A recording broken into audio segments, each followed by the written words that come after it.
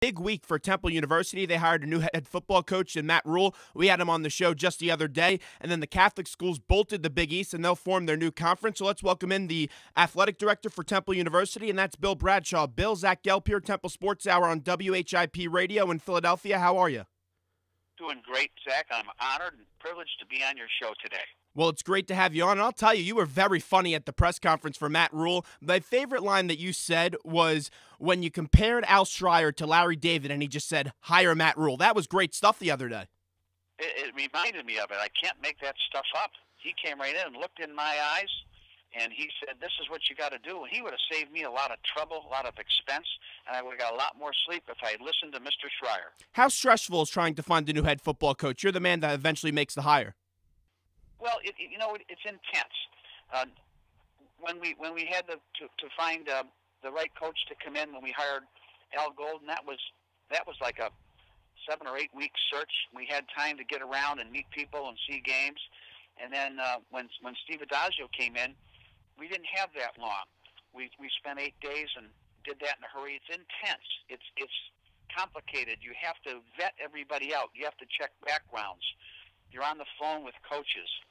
You have to determine from the many who've applied which ones you want to bring in an interview. You have to juggle schedules from coaches who are playing, who have games in the NFL, who have bowl games. So it's very intense. It's 24/7. Your Saturdays and your Sundays are like Mondays and Tuesdays. It's nights. It's all of that kind of thing. And at the same time, you have to keep the president of the university informed, who's in touch with the board of trustees. So it's pretty intense. 2 years ago, you interviewed Matt Rhule. He didn't get the job. You gave it to Steve Adazio. What was different about the Matt Rhule that you saw 2 years ago to the one that you hired just the other day? Well, good question. And I would just say this. The first thing, and I told Matt this, I was impressed with his character. Because a lot of the times, and none of us, Zach, handle rejection real well. When you put your heart into something like he did 2 years ago, he may have had the best interview of anybody 2 years ago when we hired Steve Adazio, but it was just a feeling that Matt might not quite be ready for this step. But he then, also impressive, was that he came back and wanted to be a part of Steve Adazio's staff. Even after applying and interviewing and being a finalist for the head job, Steve still was impressed enough with Matt to hire him. And he did a terrific job in that year with Adazio in recruiting and coaching, and there we are, winning the Gelb Bowl out in New Mexico. So all of that helped me realize that Matt was the perfect pick this time around.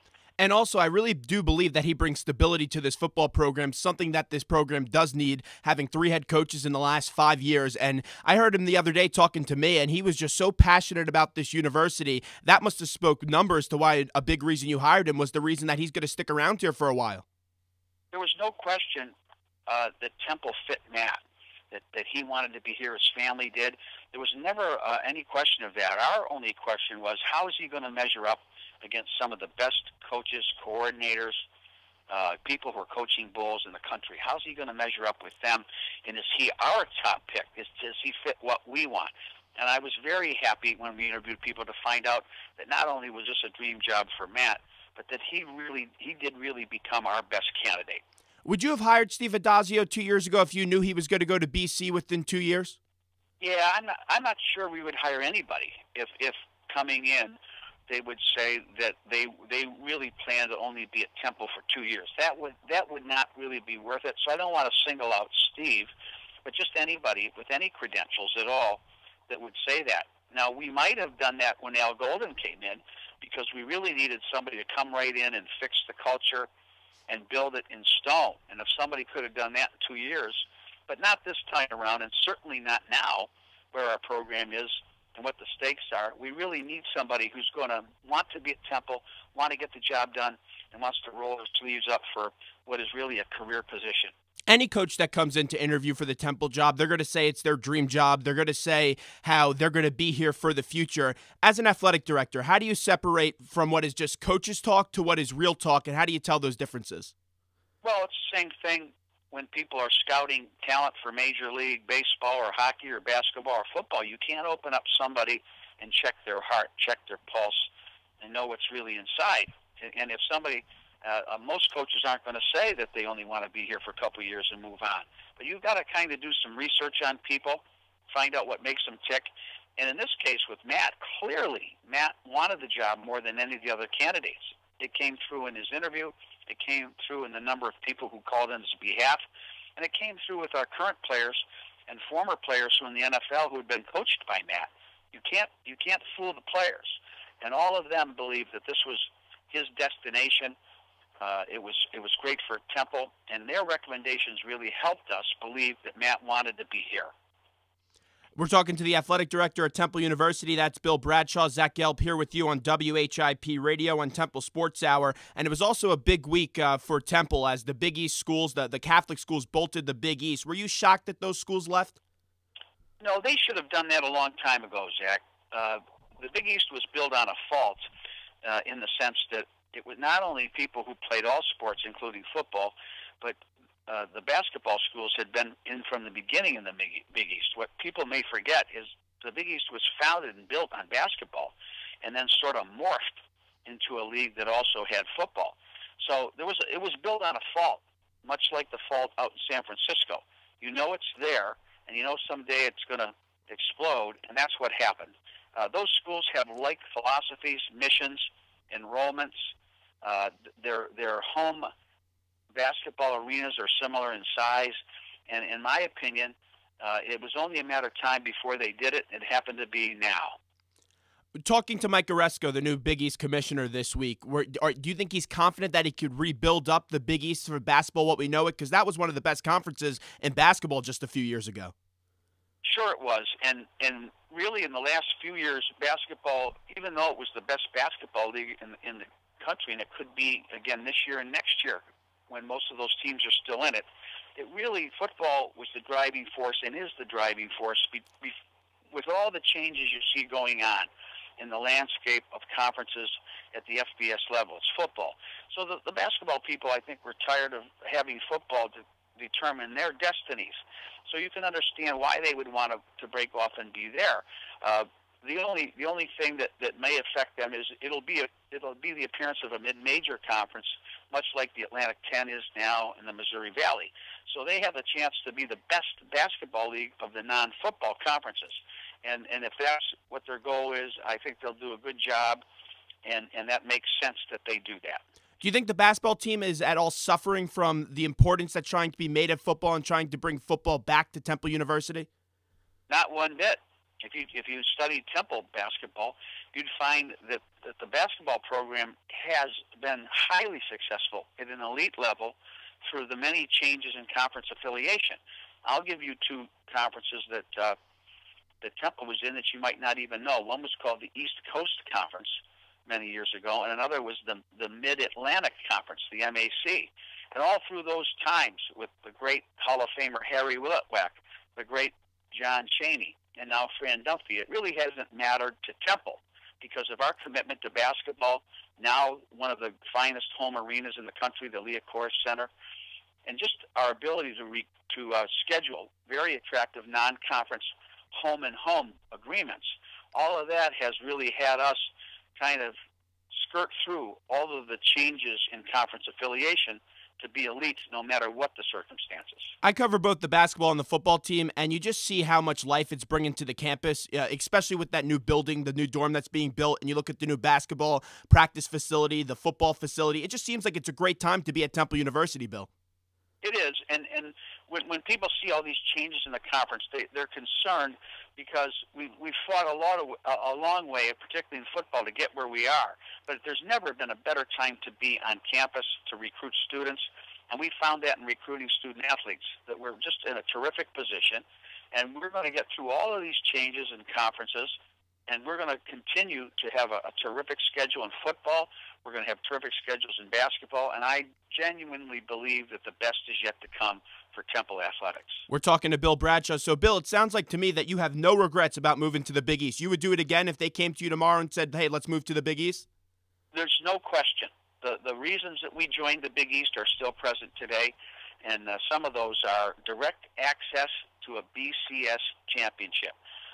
Before Louisville and Rutgers left, the Big East was rated the 6th best conference And after Louisville and Rutgers left, it's still the sixth best conference, and it has a direct access to a BCS bowl.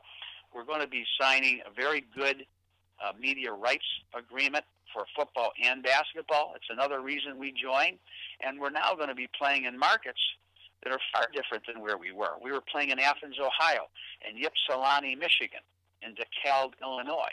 We're now going to be playing in San Diego, Dallas, Houston, New Orleans, Tampa, St.